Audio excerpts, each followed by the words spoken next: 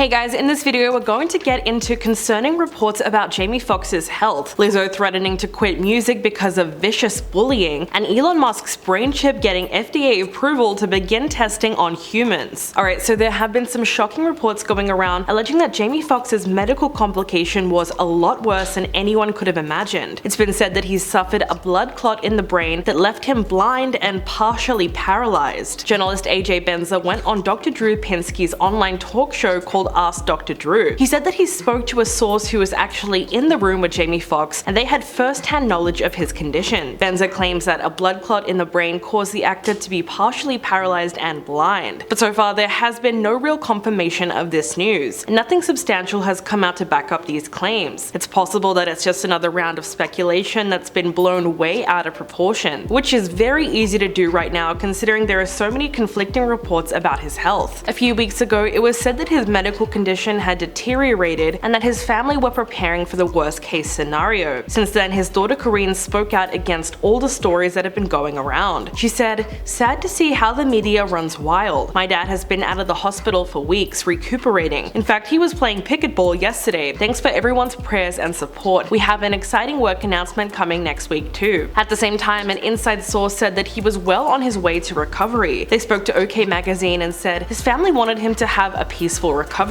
He needed time to get better and they preferred to keep things private until he was completely out of danger. That's why everything has been so hush-hush. They went on to say that Jamie has a long road ahead, but everyone is remaining optimistic. Quote, "Jamie is surprising everyone with his remarkable progress. He's taking his health scare seriously because it was something of a wake-up call. He might slow down a bit, but he'll never stop working. Jamie thrives on the hustle." The actor's hospitalization came right after an alleged breakdown on the set of his upcoming movie. The very next day, Mike Tyson went on the BPD podcast and said that he heard Jamie had suffered a stroke. This aligns with reports that he's now receiving medical care in Chicago at one of the top physical rehabilitation centers in the country. The facility is said to specialize in stroke recovery, traumatic brain injury rehab, spinal cord injury rehab, and cancer rehabilitation. Although we don't know the specific details on his current health status because his family has not spoken about it further. When he was first hospitalized, an insider gave us a bit more information about what could have happened. They said it was touch and go for days with him, and he had to be revived. He is very lucky to be alive. He's very lucky he got the treatment he did. Jamie suffers from high blood pressure, which doctors say can cause clots in the brain leading to a stroke. Doctors believe this was a long time coming, and really if they hadn't acted fast, he might as well have been a goner. But after that concerning news, things started to sound a whole lot more positive. We got word from his friends and family that his condition was improving. Jamie himself made an Instagram post saying that he appreciated all the love he's received and that he was feeling blessed. He also gave a shout out to Nick Cannon for filling in on his hosting duties for the upcoming season of Beat Shazam. His post was met with a lot of support from fans and thousands of encouraging messages in the comment section, although it was also met with a fair amount of skepticism too. Some people attempted to guess what he might be going through, and others straight up said that they didn't trust the post. They wanted to be able to see his face and hear him speak before anything else. Still, a ton of celebrities, friends, and fans have sent their well wishes to the actor, praying for his recovery. Kevin Hart recently went on the Impulsive podcast with Logan Paul and said that while he doesn't know the exact details of the situation, he knows that he is recovering. He said, "I think the dope thing is that he's getting better in his situation, and everyone's prayers, everyone's love, energy, all that stuff is seen and felt. You just want the guy to get out of the situation and to get back home." So whatever happens, Jamie clearly has a great support system around him, and that's going to help him a lot on the road to recovery. Okay, so Lizzo said she is close to quitting music because of all the horrible comments and the negativity that she receives around her weight. On Wednesday, she posted several worrying tweets saying that all the criticism was making her hate the world. She shared a screenshot of a post that was making fun of her weight. Someone posted a video of her performing where she was jumping around on stage full of energy. In the caption they wrote, "How is Lizzo still this fat when she's constantly moving this much on stage? I wonder what she must be eating." In response, Lizzo wrote, "I just logged onto the app and this is the type of crap I see about me on a daily basis." Then someone in the comment section said, "I eat a lot of fast food. I literally stopped eating fast food years ago.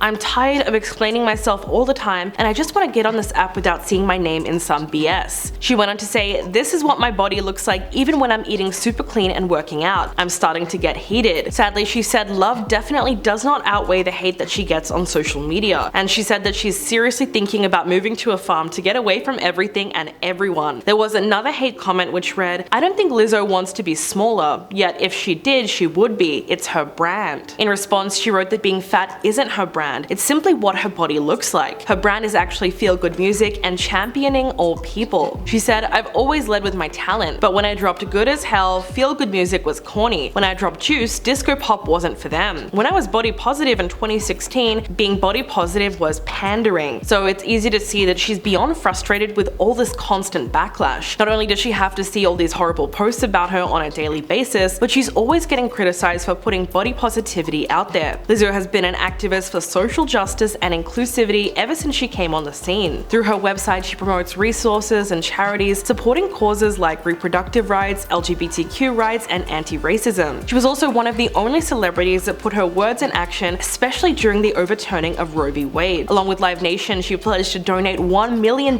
from her special tour to support groups that provide reproductive healthcare. In March, she then partnered with Fabletics to create her own inclusive shapewear line. She then sat down for an interview with The Cut where she spoke out about beauty standards. She said, "Just because you don't look like the majority of people in the room doesn't mean you're not beautiful." She also urged people to adopt body neutrality instead of commenting on the way others look. She said, "If you see someone who's had body augmentation, mind your business. If you see someone who's thin, mind your business. That's where I'm at. I don't need you to praise or hate on my body. I just need you to shut up and mind your business and mind your own body." Although the haters take digs at her appearance, Lizzo also gets criticism for almost everything she does, like the fact that she's able to play a flute during her performances. Last September, she made headlines after playing a 200-year-old crystal flute on stage. It once belonged to the 4th President of the United States, James Madison, and it was lent to her by the Library of Congress. While she was on stage, she spoke out about the history behind it and how the flute was made. She was very appreciative and said, "I'm the first person to ever play it, so you're about to hear what it sounds like for the first time. Thank you to the Library of Congress for preserving our history and making history cool." She went on to play a beautiful melody with the flute, and then she started twerking on stage, before ending the song and returning the flute back to its handler. Unsurprisingly, this performance caused mass outrage from conservatives, who called it a desecration of America's history. Of course, the mob of hate online inspired a counter-mob on Twitter, and many people came to Lizzo's defense. They questioned why such an obscure historical item would inspire so much rage. So not only did her performance draw attention to an interesting, relatively obscure historical item, she actually stayed true to her own style of music and played it skillfully at the same time. And yes, she managed to have quite a bit of fun while doing it. So at a certain point, we're just looking for things to be mad about. And now, would you let Elon Musk implant a microchip in your brain? Because that is now a reality. Neuralink has just received FDA approval to start conducting its first tests on humans. The implant aims to help restore vision and mobility to people by linking brains to computers. They hope to treat conditions like paralysis and blindness, and to help people with disabilities use computers and mobile technology. The chips are designed to interpret signals produced in the brain and relay that information to devices via Bluetooth. Neurons communicate through electrical signals to coordinate our thoughts, feelings, and behavior. So these implants would theoretically work by interpreting these electrical signals and transmitting the decoded information to a computer. In the case of helping to restore movement in the body, the computer would then analyze the incoming information and respond by sending signals back to the body, which would then stimulate the nerves and muscles to control movement. As for the operation, the implant gets inserted into a small hole in the skull, which is created by a surgery-performing robot. The implant's electrodes are then embedded just a few millimeters into the cortex, which is the brain's outer layer. Elon Musk has said the procedure can be done in 30 minutes without general anesthesia, but this has never actually been attempted in humans. Neuralink announced the approval on Twitter and called it an important first step that will one day allow their technology to help many people. They said this was the result of incredible work by the Neuralink team in close collaboration with the FDA. They promised more information soon about plans to sign up some participants for human trials. Elon Musk co-founded the company in 2016. While it did seem promising, they constantly overestimated the speed at which they could accomplish things. Their initial aim was to start planting chips in human brains in 2020. Then they changed that pledge to 2022. Then in December, they had another massive setback when they came under investigation for animal welfare violations. Neuralink staff also raised complaints that the company's animal testing was being rushed, which led to unnecessary suffering and death. An animal rights group then filed a complaint last February accusing the company of botching surgeries. The group claimed that on 2 occasions, surgeons used an unapproved glue to fill the holes in the monkeys' skulls, which then leaked into their brains and ultimately killed them. It's been reported that so far, Neuralink has killed an estimated 1,500 animals since 2018, including sheep, pigs, and monkeys. While it is unclear unclear how many died because of complications with the implants, the numbers just don't look good. The first time the company tried to gain FDA approval was in 2022, but that was rejected on safety grounds. Experts caution that the implants will require extensive testing to overcome technical and ethical challenges, so the upcoming human trials must prove the safety aspect before they can become FDA approved and widely available. But of course, Elon Musk remains very confident in the safety of it all. In fact, he claims that he would be willing to implant the technology in his own brain as well as his children's brain. As crazy as this all sounds, there have been similar breakthroughs recently involving brain implants by Swiss researchers. A paralyzed man from the Netherlands was able to walk simply by thinking about it, thanks to a system of implants which wirelessly transmit his thoughts to his legs and his feet. The system he used is the first of its kind because it has both the brain and the spinal implants, and it's designed to allow for a smoother, less robotic movement, although it's still in the experimental stages and is not widely available. Researchers said it will be many years before such a treatment is potentially offered to other patients living with paralysis or the effects of a stroke. But of course, if it was approved, the benefits would be enormous. So what do you guys think about this latest story? Please let me know in the comments below, and I'll catch you in the next video.